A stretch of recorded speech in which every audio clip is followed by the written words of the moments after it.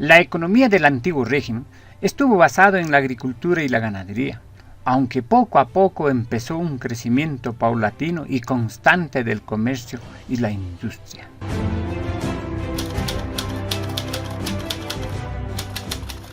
Durante el siglo XVII, la sociedad europea experimentó un brusco decrecimiento demográfico. El descenso fue pronunciado en Europa central y oriental, especialmente en Alemania. Entre los factores de este descenso se encontraban las epidemias que afectaron constantemente a casi todos los países europeos, las guerras, especialmente en Alemania, y las hambrunas causadas por las malas cosechas periódicas y la destrucción de los cultivos durante la guerra. Hasta el siglo XVII, la mayor parte de la población europea se dedicaban a la agricultura. En general, era una producción de subsistencia en tierras poco fértiles. La mayor parte de los cultivos estaba constituido por cereales, que eran la base de la dieta, pero también se cultivaban productos destinados al comercio, como la vid o el olivo en zonas mediterráneas. Por otra parte, la agricultura dependía en gran medida del clima, por lo que periódicamente se producían crisis de subsistencia y periodos de hambre en los que crecían las tensiones sociales. En este tiempo, la producción agrícola disminuyó drásticamente, entre otros factores, por el descenso de la población, que dejó sin cultivar grandes extensiones de tierra, y por el agotamiento de los suelos originado por métodos de cultivo deficientes. Eso provocó, a su vez, la caída de los precios de los productos agrícolas. La tierra estaba básicamente en poder de los estamentos privilegiados, que poseían cerca del 40% de la superficie cultivable. El resto de las propiedades estaba en manos de la burguesía o eran tierras comunales de los ayuntamientos. Había pocas tierras a la venta y los pequeños propietarios eran una minoría.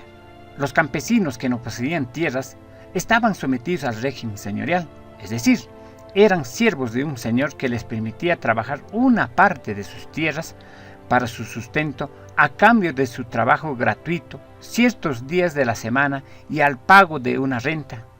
Además, los campesinos debían pagar numerosos impuestos tanto a la iglesia como a la monarquía, lo que acabó generando un gran descontento en el campo. Inglaterra y Holanda fueron los países que lograron mayores avances en la agricultura en el siglo XVIII. Se abandonó la intensificación de la producción gracias al uso generalizado de fertilizantes, se cultivaron nuevos productos y se cercaron las grandes propiedades en las que empezó a utilizar máquinas.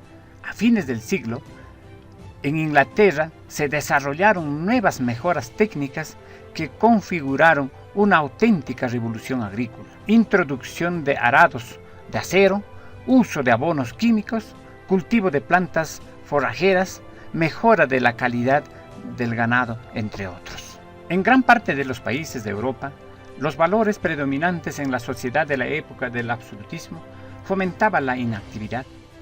Se despreciaba el trabajo manual y se admiraba a la nobleza, que vivían de las rentas que les proporcionaban sus tierras y sus cargos. Este problema se agudizó aún más con la circulación en Europa de los metales preciosos que llegaban de América, lo cual produjo que las clases privilegiadas utilizaran las riquezas para llevar formas de vida ostentosas en vez de fomentar el desarrollo de la industria y del comercio. Por otro lado, el campesino en el antiguo régimen aún se encontraban sometidos a un régimen económico feudal. No eran propietarios de la tierra y tenían que pagar una renta por su usufructo a la nobleza terrateniente. Todo ello provocaba un alarmante deterioro de sus condiciones de vida.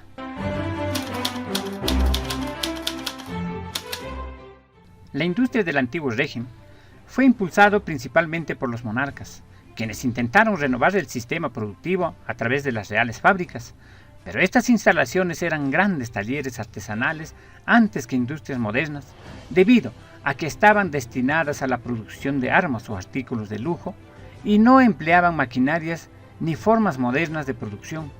Por otro lado, el comercio estaba limitado por la lentitud. Aunque diversos factores contribuyeron a su progreso, la creación de sociedades mercantiles, el avance de las técnicas, la letra de cambio, la banca y la mejora de los transportes navales, el final de la escasez monetaria y la ampliación de los mercados. Durante el antiguo régimen existían dos modalidades de comercio. El comercio exterior había tenido un gran crecimiento gracias al desarrollo de los intercambios existentes entre Europa y América. La monarquía concedía el monopolio del comercio a una determinada compañía comercial.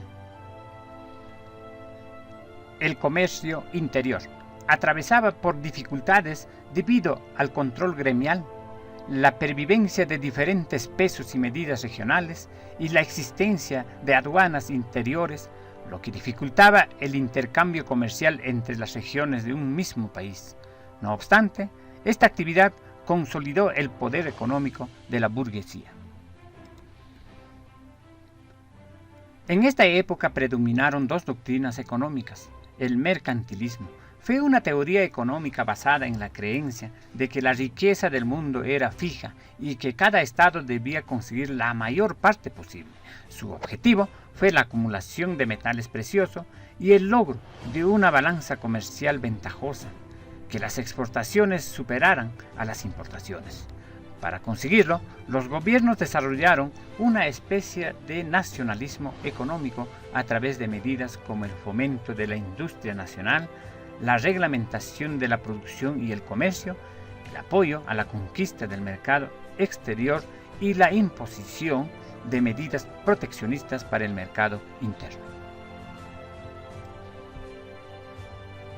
La fisiocracia apareció en Francia como una reacción ante el intervencionismo estatal del mercantilismo. Según Francois Quesnay, su fundador, la agricultura era la única actividad que permitía extraer productos sin perjudicar a la fuente que les proporcionaba. Al mismo tiempo, generaba un excedente de riqueza superior al costo de las semillas y al trabajo del agricultor. Así, los fisiócratas favorecieron el desarrollo de la agricultura y estimularon la iniciativa individual. Además, defendieron la libertad del comercio y plantearon la anulación de trabas y de impuestos.